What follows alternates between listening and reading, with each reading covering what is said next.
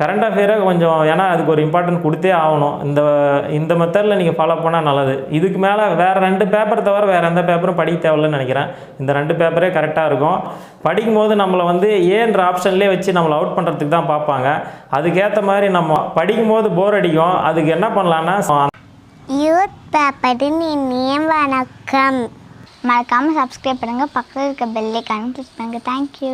வணக்கம், என்னோடய பேர் குமரன். நான் வந்து இப்போது வந்து குரூப் 2 இன்டர்வியூ போஸ்ட்டில் தொழிற் கூட்டுறவு மேற்பார்வையாளர் அப்படின்ற போஸ்டிங்கில் இருக்கிறேன். சூப்பர்வைசர் ஆஃப் இண்டஸ்ட்ரியல் கோஆப்ரேட்டிவ்ஸ் அப்படின்னு சொல்லுவாங்க. டிஎன்பிசி படிக்கும்போது பார்த்தீங்கன்னா நிறைய பேர் ஹார்ட் ஒர்க் பண்ணுவாங்க, நைட்லாம் படிப்பாங்க.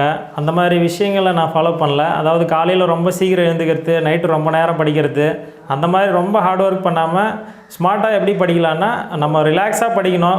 அதுக்கப்புறம் அந்த டைமிங் வந்து நம்ம ஓவராக நம்ம நைட்லாம் முழிச்சிட்டு படிக்கிறது அந்த மாதிரி விஷயங்கள்லாம் நான் தேவையில்லைன்னு நினைக்கிறேன். 5 to 10 ஃப்ரீயாக ரிலாக்ஸாக படிக்கணும், ரிவிஷன் பண்ணணும். படிக்கும்போது போர் அடிக்கும். அதுக்கு என்ன பண்ணலான்னா சப்ஜெக்டை மாற்றுறது நல்லது.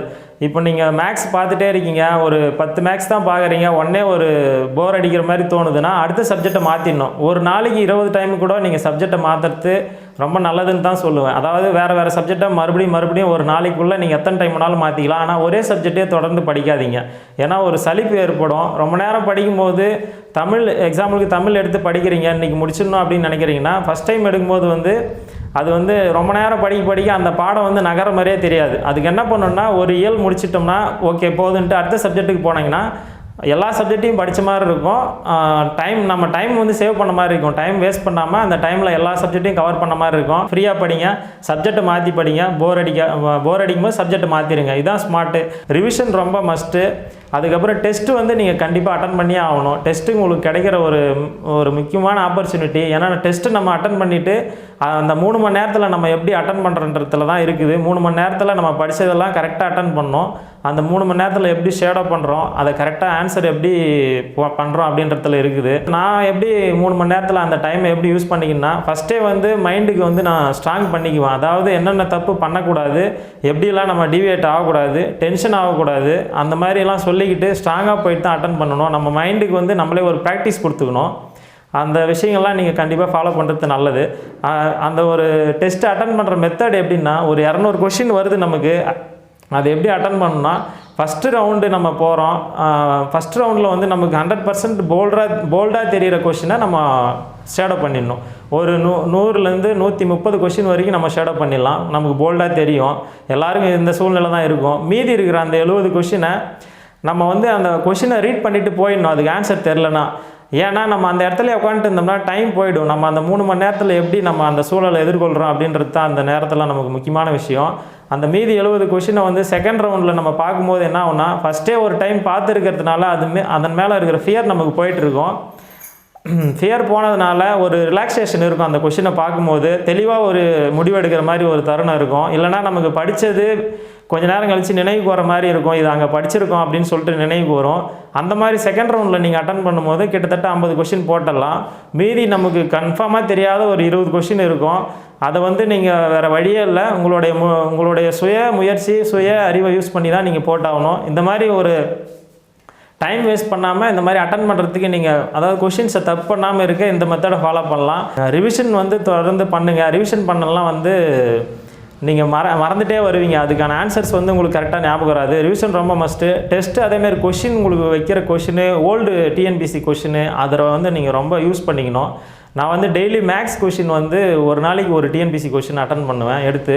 அதில் ஒரு 20 கொஷின் நான் எனக்கு தெரிஞ்சதை அட்டன் பண்ணிவிடுவேன். மீதி 5 கொஷின் தெரிலனா நான் ஃப்ரெண்ட்ஸு யார் மேக்ஸ் தெரியுமோ அவங்களுக்கு ஃபோன் பண்ணி கேட்டு அந்த 5 கொஷினையும் வந்து கரெக்டாக அட்டன் பண்ணுறதுக்கு ட்ரை பண்ணுவேன். இது வந்து என்ன பண்ணுன்னா நமக்கு அந்த 5 கொஷினை நம்ம எப்படி தெரியாத கொஷினை நம்ம கேட்டு தெரிஞ்சுக்கிறோமோ அது வந்து எக்ஸாமுக்கு யூஸ் ஆகும். கரெக்டாக அந்த 5 கொஷின்ஸில் அந்த தெரியாத கொஷினையும் நம்ம தெரிஞ்சுக்கிறதுல தான் நம்ம ஃபுல்ஃபில் ஆக முடியும். அதேமாதிரி எந்த சப்ஜெக்டையும் விட்டுட்டு போகாதீங்க. எனக்கு ஹிஸ்ட்ரி வரலன்னு சொல்லிட்டு விட்டுட்டு போனீங்கன்னா அது வந்து கரெக்டாக நீங்கள் எந்த சப்ஜெக்டை விட்டு போகிறீங்களோ அந்த கொஷின்லேருந்து உங்களுக்கு அந்த எக்ஸாமில் கரெக்டாக அதிகமான கொஷின்ஸ் வர வாய்ப்பு இருக்குது. எந்த ஒரு சப்ஜெக்டையும் மிஸ் பண்ணாதீங்க. எல்லா சப்ஜெக்டையும் அட்டன் பண்ணுங்கள். அதேமாதிரி கரண்ட் அஃபேர்ஸ் வந்து இப்போ வந்து இன்றைக்கி இருக்கிற சுச்சுவேஷனில் டிஎன்பிசிக்கு வந்து ரொம்ப முக்கியமாக இருக்குது. கரண்ட் அஃபேருக்கு நான் என்ன பண்ணேன்னா டெய்லி காலையில் 5 மணிக்கு வந்து நியூஸ் பேப்பர் ஃபஸ்ட்டு படிச்சிடுவேன். 1 hour கூட அதுக்கு டைம் ஸ்பெண்ட் பண்ணுவேன். ஏன்னா அது வந்து ஒரு 20 மார்க் வரைக்கும் வரும், 30 வரைக்கும் வரும். கரெக்டாக சொல்ல முடியாது எவ்வளோ வரும்னு சொல்லிட்டு அந்த கரண்ட் அஃபேர்ஸுக்கு வந்து நான் கொஞ்சம் இம்பார்ட்டன்ட் கொடுத்தேன். நான் ஓனாக எடுத்துருவேன். நியூஸ் பேப்பர் வந்து தினமணி இல்லைனா தி இந்து தமிழ் பேப்பர் படிக்கலாம். இது ரெண்டுத்திலே நான் ஆர்டிகல்ஸும் படிப்பேன். அந்த நடுப்பக்கத்தில் இருக்கிற ஆர்டிகல்ஸ் படிக்கும்போது நமக்கு என்ன ஆகும்னா, இப்போ கொரோனா பற்றி போயிட்டுருக்குன்னா அதை பற்றின ஒரு ஆர்டிக்கல் வரும். அதை பற்றின நமக்கு ஒரு தெளிவான விஷயம் தமிழில் வந்து ஒரு ஆர்டிக்கலாக இருக்கும்போது நமக்கு அதை பற்றின விளக்கம் கரெக்டாக கிடைக்கும். குரூப் 2 மெயின்ஸுக்கு எழுதும்போது ஒரு பேராகிராஃபாக கவர் பண்ணி எழுதுறதுக்கு அந்த விஷயங்கள் அங்கே உங்களுக்கு ஞாபகம் வரும். ஒரு வேளை கரண்ட் அஃபேரில் வருதுனாலும் நீங்கள் அதை வந்து ஒரு சப்ஜெக்டாக மாற்றிக்க வேணாம் கரண்ட் அஃபேரை. ஏன்னா ஆனால் அன்றாடம் படிச்சிட்டிங்கன்னா அது உங்களுக்கு ஒரு சப்ஜெக்டாகவே இருக்காது. டெய்லி உங்கள் மைண்டில் அப்டேட் ஆகிட்டே இருக்கும். அந்த விஷயத்தில் நீங்கள் நியூஸ் பேப்பரை படித்து ஒரு டெய்லியும் ஒரு 5 கொஷின் 6 கொஷின் தான் கரண்ட் அஃபேர் வரும். அதை வந்து நீங்கள் உங்களுக்குன்னு ஒரு கரண்ட் அஃபேர் நோட் போட்டு அதை எடுத்து வச்சுக்கிறது நல்லது. கரண்ட் அஃபேரை கொஞ்சம் ஏன்னா அதுக்கு ஒரு இம்பார்ட்டன்ட் கொடுத்தே ஆகணும். இந்த மெத்தடில் நீங்கள் ஃபாலோ பண்ணால் நல்லது. இதுக்கு மேலே வேறு 2 பேப்பர் தவிர வேறு எந்த பேப்பரும் படிக்க தேவையில்லைன்னு நினைக்கிறேன். இந்த 2 பேப்பரே கரெக்டாக இருக்கும்.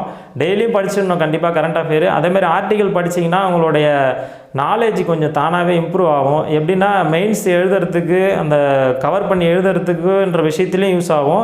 ஜென்ரலாகவும் ஒரு கொஷின் வருது அதை எப்படி டிலிஷன் பண்ணலாம் அப்படின்ற சமயத்திலும் சில சமயங்களில் அந்த ஆர்டிகல்ஸ்லாம் படிக்கும்போது உங்கள் நாலேஜ் வந்து இம்ப்ரூவ் ஆகிட்டு அதை டிலீட் பண்ணிவிட்டு கரெக்டான ஆன்சர் போடுறதுக்கு இந்த மாதிரி விஷயங்களில் இன்டைரக்டாக உங்களுக்கு நியூஸ் பேப்பர் வந்து கை கொடுக்கும். அந்த ஆர்டிகல்ஸை படிக்கிறதுக்கு ஃபஸ்ட்டில் ஸ்டார்டிங்கில் கொஞ்சம் கஷ்டமாக தான் இருக்கும். கொஞ்சம் கொஞ்சமாக பழகினீங்கன்னா அது கொஞ்சம் ஈஸியாக தான் இருக்கும். கரண்ட் அஃபேரை பொறுத்த வரைக்கும் இந்த மாதிரி ஃபாலோ பண்ணிங்கன்னா போதும். அதே மாதிரி கொஷின் எப்படி எடுக்கிறாங்க அப்படின்றத நீங்கள் அனலைஸ் பண்ணுறது ரொம்ப நல்லது. எப்படின்னா டெஸ்ட்டு முடிச்சுட்டு வந்த பிறகு நான் அதுக்கு டைம் ஸ்பெண்ட் பண்ணுவேன். ஒரு 1 hour 2 hour அந்தளவுக்கு டைம் ஸ்பெண்ட் பண்ணுவேன். ஏன்னா ஒரு 10 கொஷின் ஒரு 100 கொஷின் டெஸ்ட் வச்சாங்க. ஒரு 10 கொஷின் நான் தப்பு பண்ணிவிடுவேன்.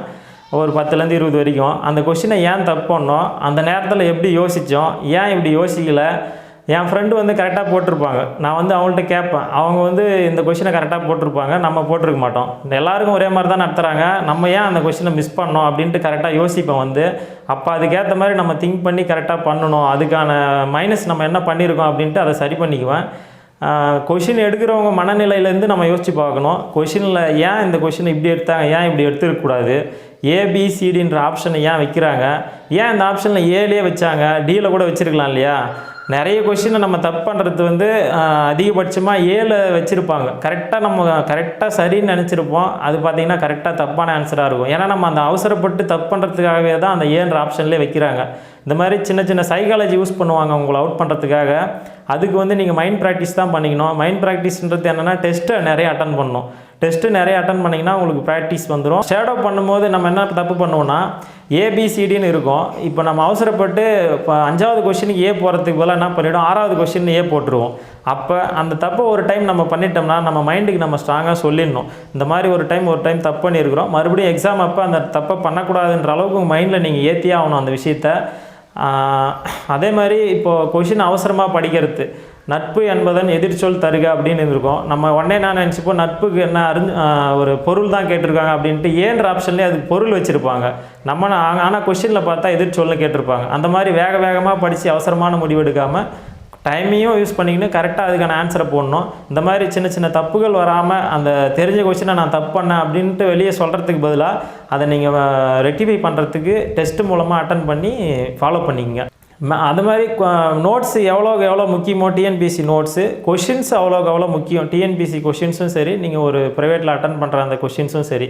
ஏன்னா புக்கிலேருந்து அந்த கொஷினை எப்படி கேட்குறாங்க, அந்த கொஷினை எப்படி அது புக்கிலேருந்து அந்த கொஷின் எப்படி வந்திருக்குது, அது எப்படி கேட்குறாங்கன்றது அதை நீங்கள் ப்ராக்டிஸ் பண்ணினே இருக்கணும். படிச்சிருக்கீங்க, படித்தா மட்டும் போதுமா, படித்தது அந்த 300 மார்க்குக்கு எடுக்கிறதுல தானே இருக்குது. அதனால் அந்த கொஷின் 200 கொஷினில் நம்ம எப்படி ஹேண்டில் பண்ணுறோம் அப்படின்றத நீங்கள் மேலும் ப்ராக்டிஸ் பண்ணினே இருக்கணும். அதேமாதிரி நான் ஒரு விஷயம் கரெக்டாக ஃபாலோ பண்ணேன். என்னென்னா இப்போ நம்ம சின்ன தவறுகள்லாம் பண்ணுவோம் ஷேடோ பண்ணும்போது, அந்த தவறுகளை நம்ம பண்ணவே கூடாது. ஏன்னா எல்லோரும் வந்து சொல்கிறது வெளியே என்னென்னா ஒரு 5 கொஷினை நான் விட்டுட்டேன், தெரிஞ்ச கொஷினே விட்டேன், இல்லை இந்த மாதிரி தப்பு பண்ணிட்டேன் அப்படின்னு சொல்லுவாங்க. அந்த தப்பை நீங்கள் இங்கே டெஸ்ட்டு அட்டன் பண்ணி நீங்கள் மெயினாக போய் ஒரு என்ன சொல்கிறது எக்ஸாம் அன்றைக்கி பண்ணுற தப்பை முன்னாடியே பண்ணிவிடுங்க. வெளியே நடக்கிற அந்த மாதிரி தேர்வுகள்லேயே நீங்கள் பண்ணிட்டீங்கன்னா அங்கே போய் பண்ண போகிறதில்ல. ஏன்னா நீங்கள் அந்த விஷயத்தெல்லாம் தவிர்த்தால் மட்டும்தான் அந்த 5 கொஷினை நீங்கள் பிடிக்கவே முடியும். ஏன்னா எல்லாருமே வந்து அந்த 170 அந்த ஒரு 10 கொஷினுக்கு கீழே தோற்று போகிறவங்க தான் அதிகமாக இருக்கிறாங்க.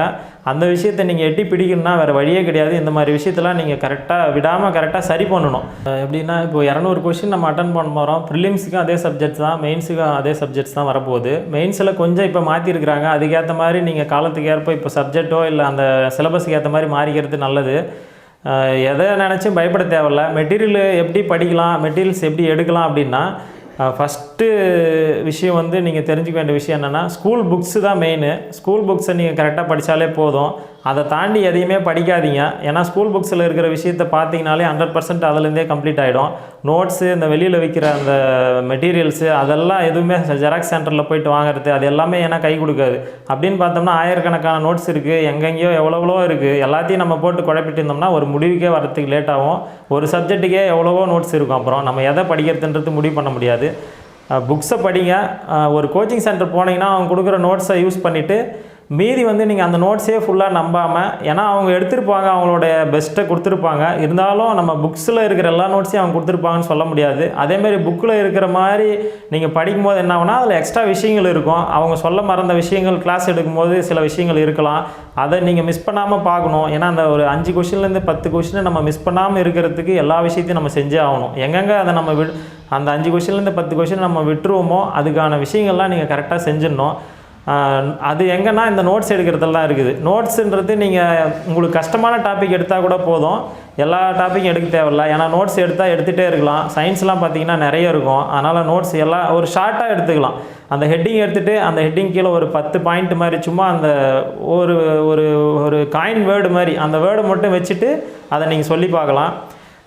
அந்த மாதிரி ஷார்ட்டாக நோட்ஸ் எடுத்துக்கலாம். எல்லாத்துக்கும் எடுக்கணும்னு அவசியம் இல்லை. உங்களுக்கு ஈஸியான டாப்பிக்காக இருந்தால் அதை விட்டுட்டு ஹார்டாக இருக்கிற டாபிக் மட்டும் நோட்ஸ் எடுத்துக்கலாம். புக்கை ஃபாலோ பண்ணுங்கள். புக்கை தாண்டி வேறு எதையும் படிக்காதீங்க. நமக்கு தேவை வேலை அப்படின்னும் போது நம்ம வந்து ஃப்ரீ டைம்லேயும் டிஎன்பிஎஸ்சிக்கு என்ன பண்ணலாம், பாஸ் பண்ணுறதுக்கு என்ன பண்ணலாம் அப்படின்றத தான் யோசிக்கணும்.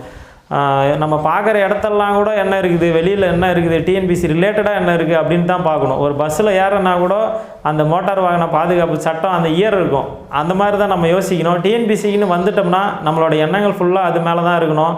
எண்ணங்களை சிதற விடாமல் வேலை வேணும்னு வந்திருக்கிறோம், வேலை வேணும் அப்படின்னு நினச்சோம்னா அதுக்கேற்ற மாதிரி தான் நம்ம முயற்சி பண்ண போகிறோம். அந்த கஷ்டங்கள், வாழ்க்கையில் வர கஷ்டங்கள், வீட்டில் கஷ்டம் இருக்குது, கடன் தொல்லைகள் இருக்குது, அப்பா அம்மா பிரச்சனை இருக்குது, ஃபேமிலி கல்யாணம் ஆனவங்களுக்கு பல பிரச்சனைகள் இருக்கும். கல்யாணம் ஆனவங்களும் என் கூட வந்து லேடிஸு ஜென்ஸு எல்லாருமே கல்யாணம் ஆனவங்களாம் வந்து படித்து பாஸ் பண்ணவங்க இருக்கிறாங்க. வெறும் 12th முடித்தவங்களாம் வந்து பாஸ் பண்ணவங்களாம் இருக்கிறாங்க. 4-5 அட்டம்ப்ட்டு அதான் தொடர்ந்து முயற்சி பண்ணால் கண்டிப்பாக பாஸ் பண்ணிடலாம். எக்ஸாம் வேணும் பாஸ் பண்ணணும் அப்படின்னு நினச்சோம்னா அந்த பயம் இருந்துச்சுன்னா கண்டிப்பாக பாஸ் பண்ண போகிறோம். ஏனோ தானோன்னு வந்து படிக்காமல் படிக்கணும்னு வந்து முடிவு எடுத்துகிட்ட பிறகு வேறு எதை பற்றியும் யோசிக்கக்கூடாது. கால்ஃபர் எப்போ வரும், ஆனுவல் பிளானர் விட்டுட்டாங்க, கால்ஃபர் எப்போ வரும் அப்படின்னு சொல்லிட்டு தேவையில்லாமல் யோசிச்சுட்டு இருக்கிறதுக்கு பதிலாக வரும்போது நம்ம தயாராக இருக்கிறோமா அதுக்குன்றத நம்ம யோசிக்கணும். வந்தால் பாஸ் பண்ணுறதுக்கு நம்ம எல்லா விதத்திலும் தயாராக இருக்கிறோமா, அதுக்கான வழிகள் வந்தால் பாஸ் பண்ணுறதுக்கு நம்ம கரெக்டாக இருக்குமா அப்படின்றத மட்டும் தான் நம்ம யோசிக்கணும். கால்ஃபர் வருமா, என்ன பிரச்சனைகள் இருக்குது அதை பற்றி யோசிச்சுக்கிட்டு ரிலேட்டிவ்ஸ் என்ன சொல்கிறாங்க, நெகட்டிவாக கண்டிப்பாக ரிலேட்டிவ்ஸ்ட்டு வந்து 100% எல்லாருமே அந்த விஷயத்தை எதிர்கொள்கிறாங்க. அதாவது வந்து வேலைக்கு போகாமல் கோச்சிங் போகிறதுன்றது ரொம்ப கஷ்டம். அதாவது படித்ததுமே வேலை கிடச்சிடணும் அப்படின்றது தான் இன்றைக்கி நினைக்கிறாங்களே தவிர அது படித்ததும் வேலை கிடைக்குமா, என்ன சவால் இருக்குது அப்படின்றத யோசிக்க மாட்டேங்கிறாங்க. உங்களுக்கு எப்படி சொல்கிறதுனா, நீங்கள் வேலை வேணும், கவர்மெண்ட் வேலை வேணும் அப்படின்னு கால் எடுத்து வச்சுட்டிங்கன்னா அதுக்கு வந்துட்டீங்க. அதுக்கப்புறம் வேறு எதை பற்றியும் யோசிக்கக்கூடாது நெகட்டிவாக. இது வேணும், இதுக்கு என்ன பண்ணணும் அப்படின்றத மட்டும்தான் யோசிக்கணும். நெகட்டிவ் தாட்ஸை மைண்டில் ஏற்றிக்கவே கூடாது. நான் கூட போனேன் கோச்சிங் கிளாஸ் போகும்போது அங்கே பார்த்தீங்கன்னா எவ்வளவோ கோச்சிங் சென்டர் இருந்துச்சு. பஸ்ஸில் வந்து இடமே பிடிக்காது, அத்தனை பேர் வருவாங்க. அவங்கள அந்த ஒரு டிஸ்ட்ரிக்ட்லேயே இவ்வளோ பேர் இருக்காங்கன்னா எவ்வளோ பேர் போட்டி போட்டு படிச்சுட்டு இருப்பாங்க அப்படின்ட்டு அதை பயந்துட்டு நினைக்காம நம்ம எப்படி படிக்கிறோம், நமக்கு வேலை வேணும், நமக்கு ஒரு வேலை வேணும், அவ்வளோதான். அதுக்கேற்ற மாதிரி நம்ம நெகட்டிவ் தாட்ஸை நம்ம மைண்டில் ஏற்றிக்காமல் பாசிட்டிவாகவே நம்ம எப்படி வேலை கிடைக்கும் அவ்வளோதான். அதுக்கேற்ற மாதிரி நம்மளோட திங்கிங்கை செலுத்தி அதுக்கேற்ற மாதிரி படிச்சிங்கனாலே பாஸ் பண்ணிடலாம்.